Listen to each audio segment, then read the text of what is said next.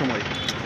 না দেখেন, আমরা তো আইতে আসলাম, সে আমাদের সামনে যে ছিল, তখন থেকে হ্যাঁ ওয়ালে গিয়ে একটা যে প্রথমে ধাক্কা খাইছে, এরপরেই তো ঘষা খাইতে খাইতে হ্যাঁ উল্টে গেছে বাইকটা, স্কুটিটা আরও অনেক আগে চলে গেছে আর কি। ওনার স্কুটির মধ্যে একটা মদের বোতল পাওয়া গেছে, কি মনে হয় নেশাগ্রস্ত অবস্থায় আছিল?